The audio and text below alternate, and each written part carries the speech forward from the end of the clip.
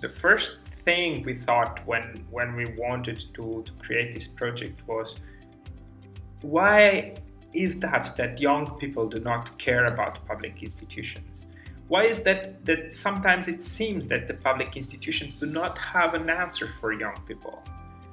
And this question led us obviously to try to understand, where was this legitimation crisis? What was our role as a young community to bring up the problem and to talk to the public institutions and say, look, if you don't learn how to talk to us, and if we don't learn how to talk to you, there will never be a bridge of understanding.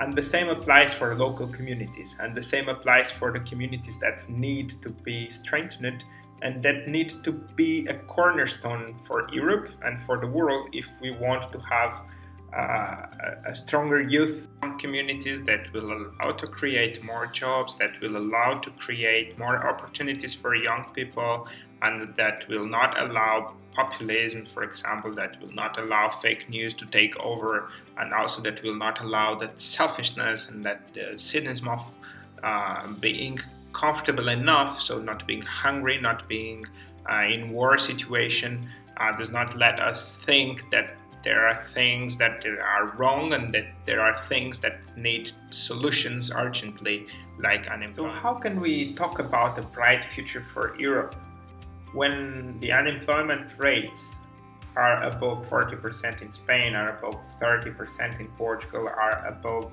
20% in Romania? It's not normal that young people are not being able to have jobs, to have a stable life.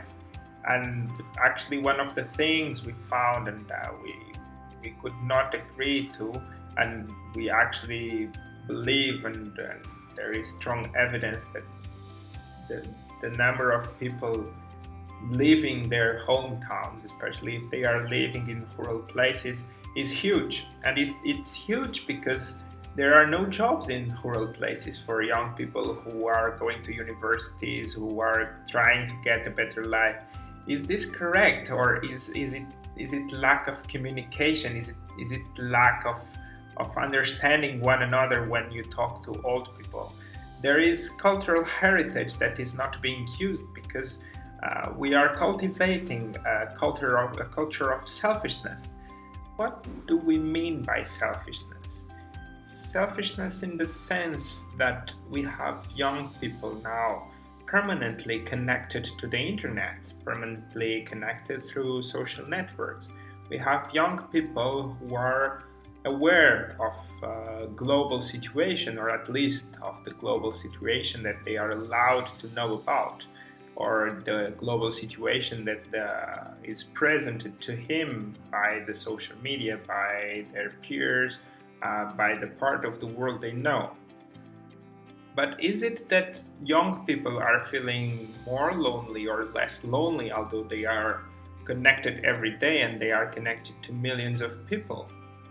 Is it that this connectivity is actually creating a sense of community, or is it that it is breaking the community apart because the older part of the community is not able to understand, or is not able to use social networks, or is not able to use the internet, and so far they are not being included in this digital community? And this digital community is, or can be, or it is indeed a mean of segregation when it comes to low density urban areas, to areas where people have to try harder to connect to each other, because right now it's not that young people respect old people like before. It is more that they will Google whatever they want to know, and they will contradict the old people, even though they have the knowledge that comes with time and that we should not disregard at any moment. What should be our role when we believe and when we understand that we have to change something? We have to understand what is the main problem when it comes, for example, to youth unemployment in low-density urban areas.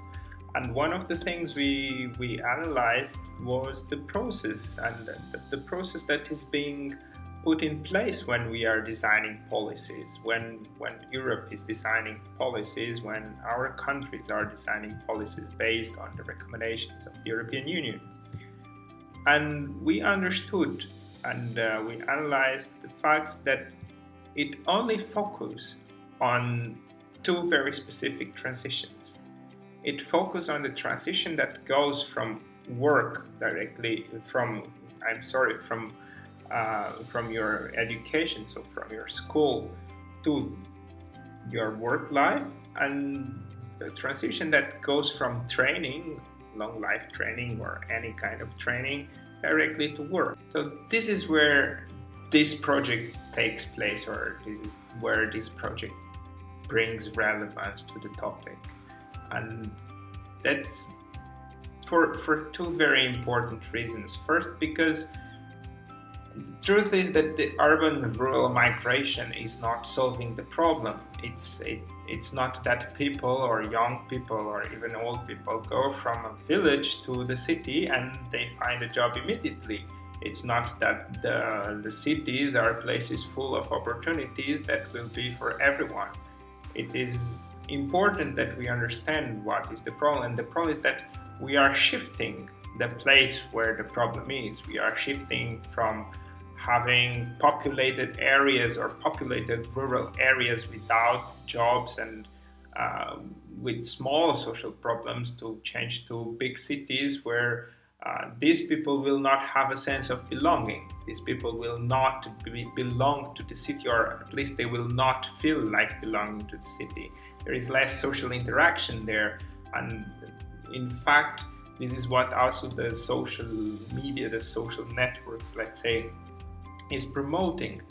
Now, 5 organizations in Europe, in Portugal, Spain, Greece, Estonia, and Romania, we decided together to run a pilot on how to create a new language or to structure a new way for young people and old people, and in fact the community in general, to understand each other.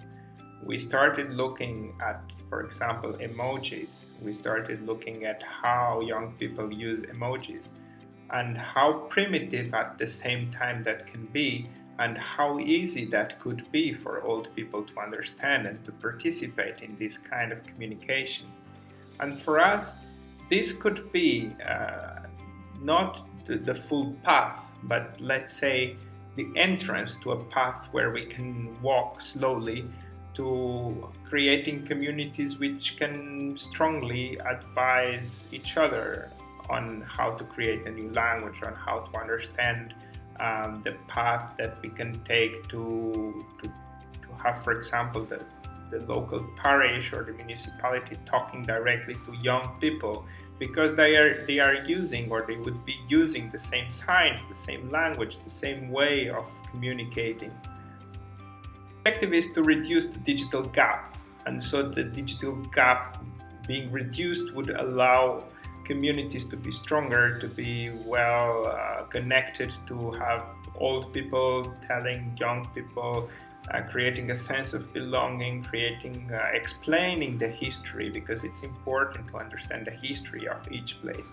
And by understanding the history of each place, creating also job opportunities, creating business opportunities, because one of the things that is very important nowadays when creating value and creating added value in local communities is identity.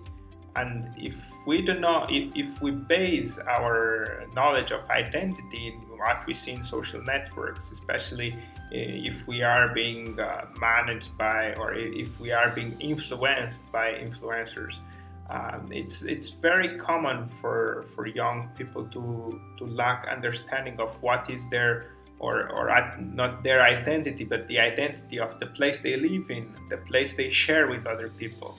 And they also lack the understanding that they are actually sharing this place with other people.